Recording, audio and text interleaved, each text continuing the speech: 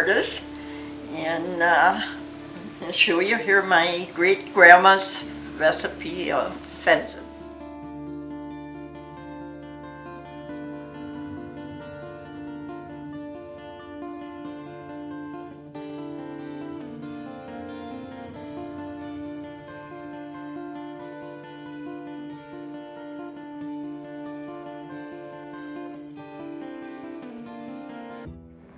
So hi, I'm Rich McNutt. I'm the author of Hunter's Choices. My name is Scott Boslovich. And what will we be cooking today? Well, today we get a secret recipe from 1895 That's pretty old. For small game. They've used it on rabbit, they used it on squirrel, and they used it on pheasant. So Covers all of those things, huh?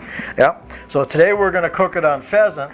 So we have Gary and Artist Creme here with us today, and they're going to share that recipe with us. Let's get started.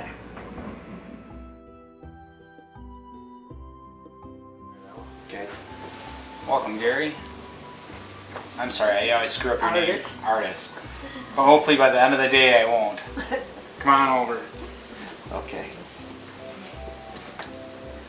So how are we going to start out here? Well, first we're going to be parboiling the pheasant. The first thing you do with the pheasant though is pre-soak it in half a cup of vinegar, and just so you cover the water, and you pre-soak the pheasant for about 1 hour. So you did that last night for us? We did that already, so the pheasants are ready to go. So we're going to use some onion today too? Yes. And how would you like that? Julienne? Julienne cut the onion. If it was a rabbit, you would still pre-soak it for an hour. So which is your favorite? The rabbit, the squirrel, the pheasant? I think the pheasant is my favorite, and then the rabbit, and then squirrel, but they're all very good. And this recipe, you'll find that they are very tender and very moist yet. Sometimes, you know, wild game can be dry and tough, so I think you're going to enjoy this. Now that it's all pre-soaked, we're going to cut it up? Yes.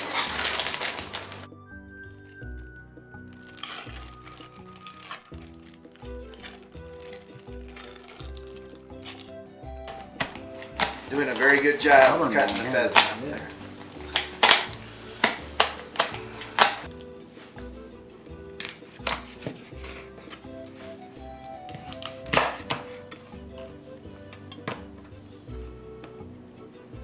You know what I always say, you want a neck? Yeah, that's the best part.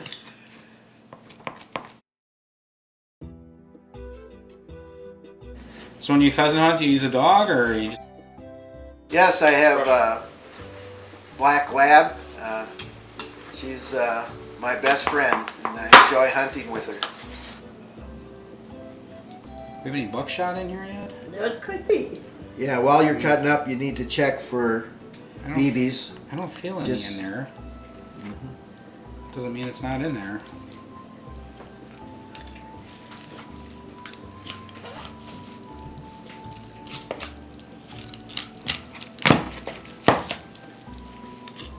We got a little bit of water boiling there to start off our pheasant stock. We pre-boil these 20 minutes to half an hour. We put in 2 bay leaves and 4 allspice seeds.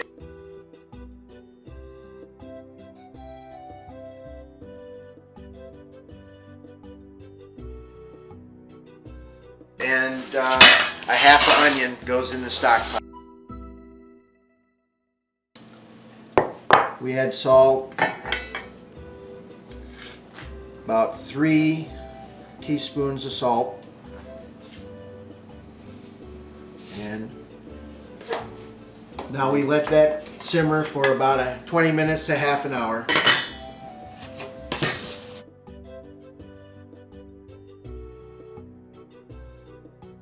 When did you start learning how to cook? Well, when you live on the farm, you start cooking pretty early. So I would say about 10, 12 years 10, old. 12? That's when you first learned I this got recipe paid more from Mom? attention to Yeah. helping Mom. How big a farm did you have? 120 acres. And you had pheasants on the farm too? No, they No? had to go hunting. They So were you a didn't- little more wild than what you get now, I think. These are in Well, these are game birds that birds. released, but all the good recipes are passed down from family to family, generation to generation. right. There's nothing brand new with food. It's all been done and tried before, and we're just remaking recipes that have been passed down for centuries. we need to check whether it's boiling too hard. You just need a light boil on the pheasant. As long as it's a nice rolling boil. Yes, that So looks we're just perfect at right roll. now. Okay. Well, I started cooking pretty young too. I was a scout in the scouting program and became an Sure. Eagle Scout, and did a lot of camping. And we started probably when I was 12 years old, cooking over open fire. So that's when you got the bug for the restaurant industry? Well, not exactly, but that came later. I just when I got married, my wife and I decided we wanted to own a restaurant, so that's when we bought a restaurant. How long have you had the restaurant you have now? I have the restaurant 20 years. Wow, that's a long time. Yes. Congratulations. Thank you. What kind of specials do you have at the restaurant? Our specials, our big night is Friday night. We do an all-you-can-eat fish fry. We also have a fish fry on Wednesday night. And on Saturday night, we do an all-you-can-eat rib.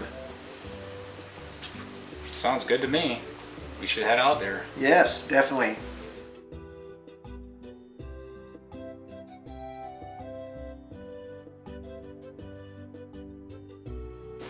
Let's just check the pheasant here and see how we're doing. It's getting pretty close to 20 minutes.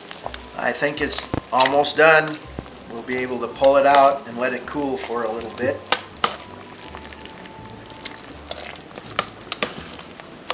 Starting to smell good.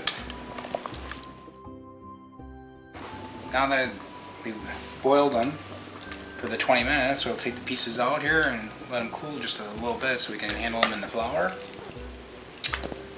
Yes, now if you were cooking a rabbit or a squirrel, you would probably let it boil for an extra half an hour because they tend to be a little tougher. Is there something different that we would have to do to get rid of the gamey flavor of the squirrel and the rabbit?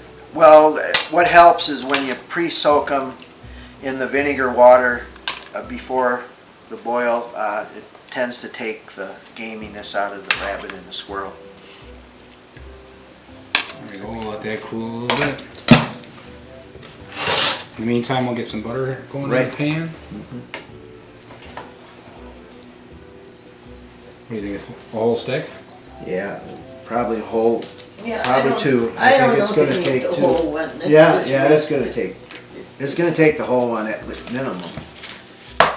Check your pheasant over, and if you see like this piece has a BB in it, you need to grab it and pull it out, and just check your pieces over. If you see, here's one more BB, and you don't want to be biting into those.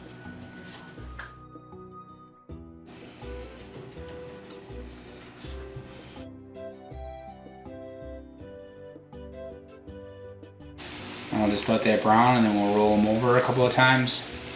Brown up all the sides.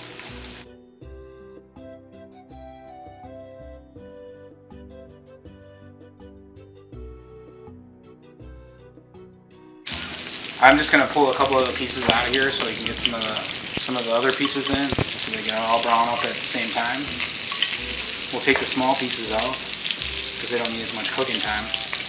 We'll put them back in after we get everything brown.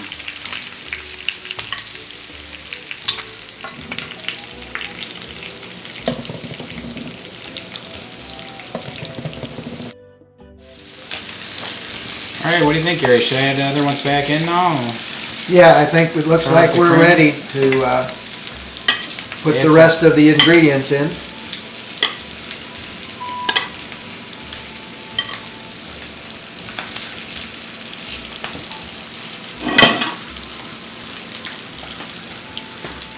Now that we got the pheasant brown, we're going to add our heavy cream.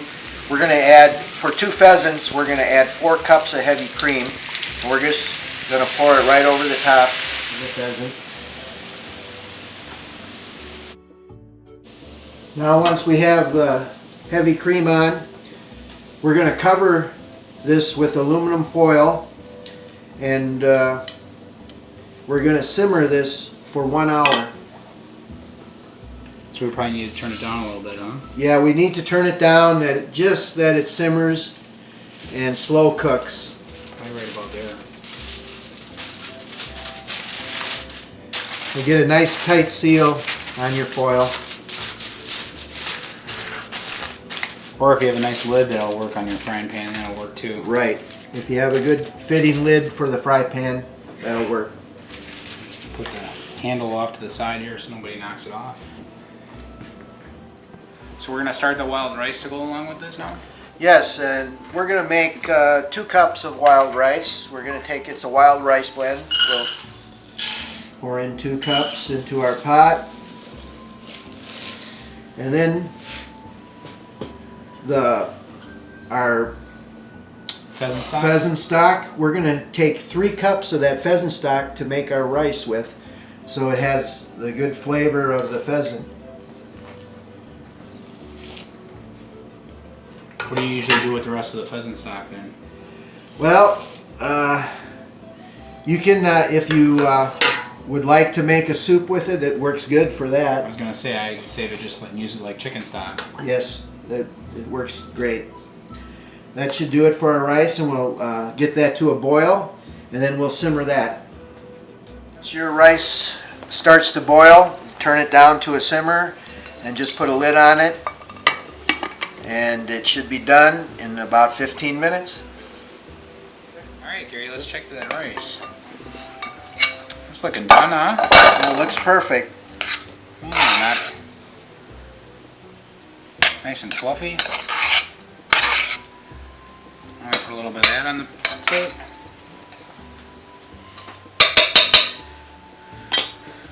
Now, if rice isn't your thing, you can also make pasta and put the pheasant over pasta. Probably mashed potatoes would be good too, huh? Yeah, mashed potatoes would be excellent. Our pheasant has simmered for an hour and it looks perfect. Now, do you usually bone your pheasant, or? No, we just eat it with the bone. Pick out a couple nice pieces, huh? Yeah.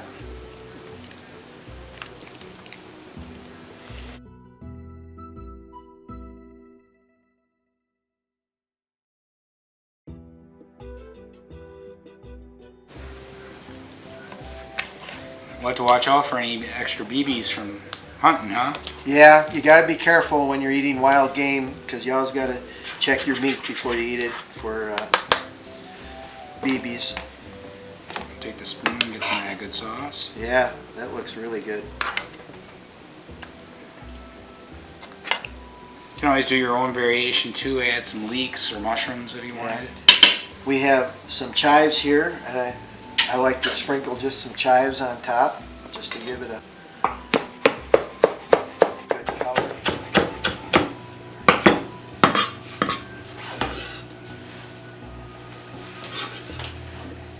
And we have a nice medley of vegetables. Go ahead, put some on.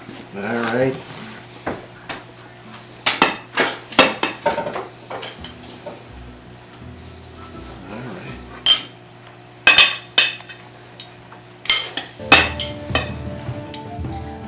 I am Artis, and I'll show you here my great grandma's recipe of pheasant.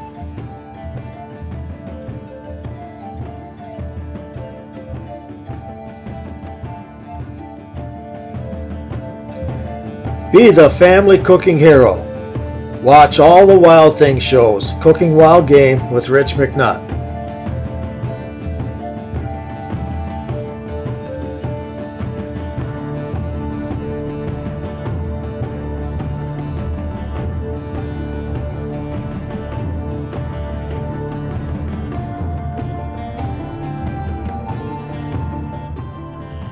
You won't believe how great you can cook wild game by watching our professional chefs.